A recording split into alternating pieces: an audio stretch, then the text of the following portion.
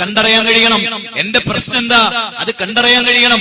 ഞാൻ പുകവലിക്കുന്നവനാണോ, ഞാൻ മദ്യപിക്കുന്നവനാണോ, ഞാൻ പെത്തനം കഴിക്കുന്നവനാണോ, ഞാൻ മാരിജുവാന പുകക്കുന്നവനാണോ, കഞ്ചാവ് വലിക്കുന്നവനാണോ, എന്റെ ചുണ്ടുകളിൽ വാഹനം ഓടിക്കാൻ പല വസ്തുക്കളിൽ ലഹരി പദാർത്ഥങ്ങൾ ഒരു കൈകൊണ്ട് ഇടത്തെ കൈകൊണ്ട് ചുണ്ടെങ്ങനെ പിടിച്ച് വലത്തെ കൈകൊണ്ട് പുണ്യമാക്കപ്പെട്ടൊരു സംഗതിയാണല്ലോ ചെയ്യണത് അല്ലേ? അങ്ങനെയല്ലേ ആളുകൾ ചെയ്യണത്? പുണ്യമാക്കപ്പെട്ടതുപോലെ ഒരു ഹറാമ് ചെയ്യാ. എന്താ ചുണ്ടിൽ വെച്ച മൈലേജ് കൂടും. ആധുനിക ലോകം പറയുന്നത് എന്താ, മയക്കുമരുന്ന് കലർത്തിയ ചുയിങ്കണ്ട്. അപ്പൊ ഉറക്ക് വരില്ല, ക്ഷീണം വരില്ല, തളർച്ച വരില്ല, ഒരു ലഹരിയിലാണ്. കാലുവേദന അറിയില്ല, കൈവേദന അറിയില്ല. മെലിഞ്ഞുണങ്ങിയ ചെങ്ങായ 4 മണിക്കൂർ കൊണ്ട് താനൂർ കടപ്പുറത്തുനിന്ന് കാസർഗോഡ് എന്ത് കൊണ്ടുപോയി കൊടുക്കണത്? ഓന്റെ 407 ലോറിയില്ലേ അത് കൊണ്ടുപോയി മീൻ കൊടുക്കണത്. ഇന്നലെ പെരിന്തൽമണ്ണ മൗലാന ഹോസ്പിറ്റലിൽ വെച്ച് കള്ളുകുടിയനായി അതൊക്കെ മാറിയ ഒരു രോഗി അയാളുടെ അനുഭവം പറയാ. മീറ്ററിന്റെ മുകളിലേക്ക് ഒരു ടവലം കെട്ടിടും. അപ്പൊ എത്ര സ്പീഡിന്റെ അറിയില്ല. പിന്നെ ഈ ചുയിങ്കവും ഈ പറഞ്ഞ ചുണ്ടല് വെക്കണം മരുന്നുണ്ടല്ലോ, അത് ക്യാൻസറായി, അത് ദുരന്തമായി, അത് ആരോഗ്യത്തിന് ഹാനികരമായി ചേരുമ്പോ അറിഞ്ഞുകൊള്ളുക.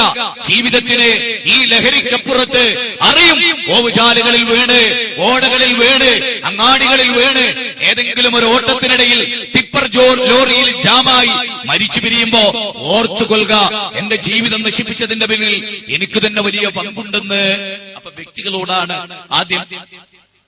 ഇബ്രാഹിം നബി അലൈഹിസ്സലാം വീട്ടിൽ നിന്നാണ് തുടങ്ങുകയാണ് അല്ലേ? നമ്മളോടൊക്കെ പറഞ്ഞ കാര്യം എന്താ?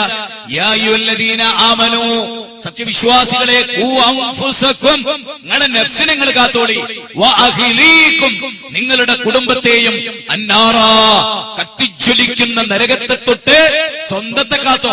അതാണ് ഒന്നാമതായി പറയുന്നത്, സ്വന്തം കാക്കുക. രണ്ടാമത് കുടുംബത്തെ, ഖൂ അൻഫുസകും വ അഹ്ലീകും നാറാ. അങ്ങനെ പറഞ്ഞിട്ടുണ്ട് ഖുർആൻ. ഖുർആനിലെ 66-ാം അധ്യായം സൂറത്തു തഹ്രീം 6-ാമത്തെ വചനം വായിക്കണേ. ആദ്യം എന്താ പറഞ്ഞത്?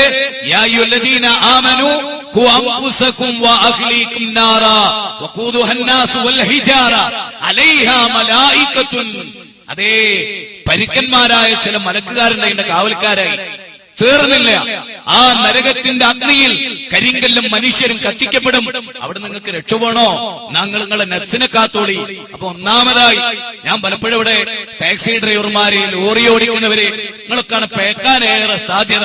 ആരെയും കുറ്റം പറയല്ല, വസ്തുത തുറന്നു പറയാൻ നിങ്ങൾ വളരെ ശ്രദ്ധിക്കണം. നിങ്ങൾ ഉപജീവനത്തിന്റെ മാർഗം അത് സത്യാണ്, പക്ഷെ പേക്കാൻ പാടില്ല. ഓട്ടോറിക്ഷ ഓടിക്കുമ്പോഴും, ടാക്സി ഓടിക്കുമ്പോഴും, ജീപ്പ് ഓടിക്കുമ്പോഴും, ലോറി ഓടിക്കുമ്പോഴും, ടിപ്പർ ലോറി ഓടിക്കുമ്പോഴും പെണ്ണ്, കള്ള്, മയക്കുമരുന്ന്, വലി, ഇങ്ങനെ തുടങ്ങി ഒരുപാട് ചിന്മകൾ നിത്യജീവിതത്തിലുണ്ടാകും. അവരോടൊക്കെയുള്ള താക്കീത് ഈ സമ്മേളനത്തിന്റെ താക്കീത്. ഇത് മാനവനെ മുഴുവനും സ്നേഹിച്ചിട്ടുള്ള താക്കീത്, മനുഷ്യരോടുള്ള ഗുണകാംക്ഷ. ഏതെങ്കിലും ഒരു വിഭാഗത്തോടല്ല, ഏതെങ്കിലും ഒരു ജനപദത്തോടല്ല, ഈ നാട്ടിലെ മുഴുവൻ ആളുകളോടും. താനൂർ ടൗണിലാണ് ഈ വയൽ നടക്കുന്നതെങ്കിലും സഹോദരാ, മാനവ സമൂഹത്തിന്, മലയാളി മണ്ണിന് നാളെ യൂട്യൂബിലൂടെ, നാളെ വാട്സപ്പിലൂടെ ഇതിന്റെ ക്ലിപ്പിങ്ങുകളായി വരുന്ന സകല മനുഷ്യർക്കും ഇതൊരു വെളിച്ചമാകട്ടെ എന്നാണ് എന്റെ പ്രാർത്ഥന. സഹോദരാ, വളരെ ഗൗരവമായ ഓർത്ത് ഇബ്രാഹിം നബി ബാപ്പയിൽ നിന്ന് തുടങ്ങാൻ. ഇത് ഞാൻ നിങ്ങളോട് പറയുന്നത്, പലപ്പോഴും നമ്മളൊക്കെ എന്താ ചെയ്യാറ്? എന്റെ ഇവിടെ തന്നെ ഇത് സംഘടിപ്പിച്ച സംഘാടകരെ കുറ്റപ്പെടുത്താൻ നിങ്ങൾ വിചാരിക്കരുത്. ഏത് സംഘാടകർക്കും സംഭവിക്കാവുന്ന ഒരു ദുരന്താണെന്ന് ഞാൻ എല്ലാവരോടും പറയാം. എല്ലാവർക്കും അത് കഴിയില്ല, അത് വേറെ വിഷയമാണ്. എന്താ അവിടെ പറയും, നാട്ടില് ഞാൻ സാധാരണ ഒരു നാട്ടിൽ ചെന്നാൽ ചോദിക്കും, ഇവിടെ എന്താ കൂടുതൽ തിന്മയുള്ളത്? ഈ നാട്ടിൽ എന്താ കൂടുതൽ തിന്മയുള്ളത്? അപ്പൊ അവര് പറയും, മദ്യപാനികളുണ്ട്, മയക്കുമരുന്ന് അടിമപ്പെടുന്നവരുണ്ട്, ലോട്ടറിയിൽ അടിമപ്പെട്ടവരുണ്ട്, ചൂതാട്ടത്ത് പങ്കെടുക്കുന്നവരുണ്ട്, പല പല തിന്മകളും ചെയ്യുന്നവരുണ്ട്, പല പല കാര്യങ്ങളിലും വ്യാപൃതരാകുന്നവരുണ്ട്. ഇതൊക്കെ പറയണേ ഉസ്താദേ. സ്വാഭാവികമായിട്ടും ഇതൊക്കെ ഉസ്താദ് പറയും. ഉസ്താദ് അന്യ നാട്ടിൽ നിന്ന് വന്ന ഒരാളായിരിക്കും, ഏത് പ്രസ്ഥാനത്തിന്റെ, അയാളോട് നാട്ടുകാർക്ക് ദേഷ്യം ഉണ്ടാവും. ഞാൻ പലപ്പോഴും സംഘാടകരോട് ചോദിക്കാറുണ്ട്, അല്ല, നിങ്ങളുടെ അയൽവാസിയായ ഇന്നാണ് മയക്കുമരുന്നിന് അടിമയായിട്ട് 5 കൊല്ലായാലോ, നിങ്ങൾ ജീവിതത്തിൽ എപ്പോഴെങ്കിലും ഓന്റെ വീട്ടിൽ പോയി ഓൻ സ്വതന്ത്രമായിരിക്കും ഓനോട് പറഞ്ഞിട്ടുണ്ടോ? ഓനോട് പറഞ്ഞിട്ടുണ്ടോ? അപ്പൊ കൂട്ടുകാർ മദ്യപാനികളാണ്, എല്ലാവർക്കും അറിയാം, പക്ഷെ ഓര് പറയില്ല. എന്താ പറയാത്തത്? പല കാരണങ്ങളോ. ഒന്ന് ധൈര്യമല്ല, 2 ഞാൻ പറഞ്ഞ ഓൻ കേട്ടില്ലെങ്കിലോ, ഓനെ ആക്രമിച്ചാലോ, ഓൻ ആക്രമിച്ചോട്ടെ, അപ്പല്ലേ കൂലി. പ്രവാചകന്മാർ ജനങ്ങളോട് നന്മ പറഞ്ഞപ്പല്ലേ ആക്രമിച്ചത്? അമ്പിയാക്കളെ കൊന്നത്, അവരെ വലിച്ചേച്ചത്, അവരുടെ കഴുത്തിൽ കയറിട്ട് വലിച്ചത്, അവരെ പീഡിപ്പിച്ചത്.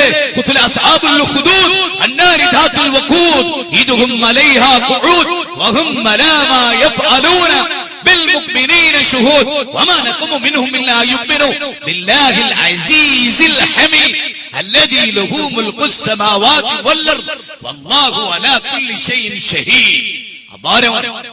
ويا قومي ما لي أدعوكم من النجاة. പ്രവാചകന്മാർ പറഞ്ഞല്ലേ, وجاء من أقصى المدينة رجل يسعى. ആ റജുൽ എന്താ? ആ ചെറുപ്പക്കാരൻ നാടിന്റെ അങ്ങേ അറ്റത്ത് വന്നിട്ടില്ലേ, അവിടുന്ന് ഓടി വന്നിട്ടാ പറഞ്ഞേ, ജനങ്ങളെ ഇത് സ്വീകരിച്ചോളി, ഈ തിന്മ ഒഴിവാക്കിക്കോളി, അമ്പിയാക്കളെ പിൻപറ്റിക്കോളി. എന്നിട്ട് നാട്ടുകാരെന്താ ചെയ്ത്? ഓനോട് കൊന്നോളഞ്ഞു, ഓനങ്ങട് കൊന്നു. ഈ താനൂർ ടൗണിൽ മദ്യപിക്കരുത് എന്ന് സ്നേഹത്തോടുകൂടി പറഞ്ഞിട്ട് ഒരുത്തൻ നിന്റെ നേരെ ചിരിയാണോ? ഒരു ധർമ്മത്തിന് വേണ്ടി ജീവിച്ചു മരിച്ച സായുധ ഉണ്ടാവൂലേ? ഒരു ആൺകുട്ടിയായി മരിച്ച സായുധ ഉണ്ടാവൂലേ? 1000 വർഷം പൂച്ചക്കുട്ടിയെ പോലെ ജീവിക്കുന്നതിനേക്കാൾ ഒരു സെക്കൻഡ് പുലിക്കുട്ടിയായി പിന്നെ എന്തിനാണോ ആണ് എന്ന് പറയുന്നത്? ആണുങ്ങളുടെ ഫോട്ടോസ്റ്റാറ്റ് എടുത്ത് തൽക്കാന്റെ അടിയിൽ വെക്കേണ്ടി വരും ആധുനിക ജനത. മനസ്സിലായി നിങ്ങൾക്ക്? ആണായി ജീവിക്കുമെന്നത് ലോകത്ത് പറ. എന്റെ ബഷീറെ, നീ എന്റെ ഇന്റിമേറ്റ് ഫ്രണ്ടാ, അത് പാടില്ല, നീ ചെയ്യരുതെന്ന് പറ. ഒരു 10 വട്ടം പറഞ്ഞു നോക്ക്, 11ാമത്തെ വട്ടവും ചിന്തിക്കും, ഒന്നെങ്കിലും അവനെ അടിക്കുണ്ടാവും. അപ്പൊ നാട്ടുകാർ ചോദിക്കും, എന്തിനാടാ ഒന്ന് എന്നെ തല്ലിയത്? അതോ എനിക്ക് ഏറ്റവും ഇഷ്ടമായിരുന്നു എന്റെ അബ്ദുൽ ഖാദറിനോട്, ഓൻ മയക്കുമരുന്നിന് അടിമയാ, ഞങ്ങൾ പ്രാസ്ഥാനികമായിട്ട് 2 തട്ടില്ല, ഞാൻ സെൽഫിയാണ്, ഓൻ സമസ്തയാണ്, അല്ലെ ഞാൻ സമസ്തയാണ്, ഓൻ സെൽഫിയാണെന്നാ പറയുന്നത്, പക്ഷെ ഓൻ മയക്കുമരുന്നിന് അടിമയാണ്, ഞാൻ ഓനോട് പറഞ്ഞു നോക്കി എന്ന് പറയാൻ ഒരു സാഹചര്യം ഉണ്ടാവുക, ഒരവസരം ഉണ്ടാവുക. ആ അവസരം ഉണ്ടാവണമെങ്കിൽ പറഞ്ഞു നോക്ക്, ചിന്നക്കെതിരെ പറഞ്ഞു നോക്ക്. അപ്പൊ നമുക്ക് തന്നെ സ്വയം ജീവിക്കാൻ തോന്നും. ഇപ്പോഴാ ജീവിതത്തിനൊരർത്ഥം ഉണ്ടായത്, ഇപ്പോഴാ ജീവിതത്തിനൊരർത്ഥം ഉണ്ടായത്, ഇപ്പോഴാ ഞാനൊരാണായത് പറയാൻ കഴിഞ്ഞല്ലോ. അത് ശരിയല്ല. ആളും തരവും സന്ദർഭവും ഒക്കെ നോക്കേണ്ട ഏരിയകൾ ഉണ്ടാവാം, ആയിക്കോട്ടെ, അതിനൊന്നും വിരോധമില്ല. പക്ഷെ ജീവിതത്തിൽ മിണ്ടാതിരിക്കുക അതൊരു ദുർബല വിശ്വാസിയുടെ പ്രത്യേകതയാ.